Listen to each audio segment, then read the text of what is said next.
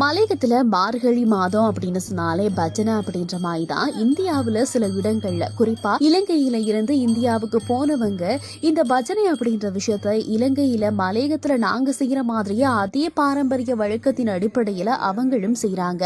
நீங்க பார்த்துட்டு இருக்க இந்த வீடியோ இந்தியா சிலோன் காலனியில எடுக்கப்பட்டது. அங்க இருக்கக்கூடிய மக்களும் கூட இலங்கையில் இருக்கக்கூடிய அந்த பாரம்பரிய முறைகளை பின்பற்றி இன்னும் பஜனையை செஞ்சிட்டு இருக்காங்க.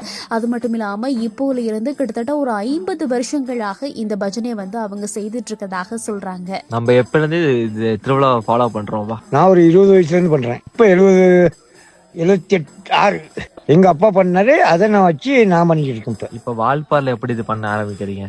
அதான் இங்க வந்து பார்த்தோம், அவங்க சும்மா நடத்திருந்தாங்க. அப்புறம் நாங்க அங்க இலங்கையில செஞ்ச மாதிரி இங்கே செய்யறோம். அவங்க வேறையா செய்யறாங்க, நாங்க வேறையா செய்யறோம் அப்படின்ற கதைக்கே இடம் இல்லை. ஏன்னா அவங்களும் நாங்க செய்யக்கூடிய அதே பாரம்பரிய முறைகளை பயன்படுத்தி தான் அதே வழிபாட்டு செய்யறாங்க. மார்கழி மாசம் எப்படி நமக்கு ரொம்ப முக்கியமோ அதே மாதிரி தான் இங்க இருக்கவங்களுக்கும் ரொம்ப முக்கியமாக இருக்கு.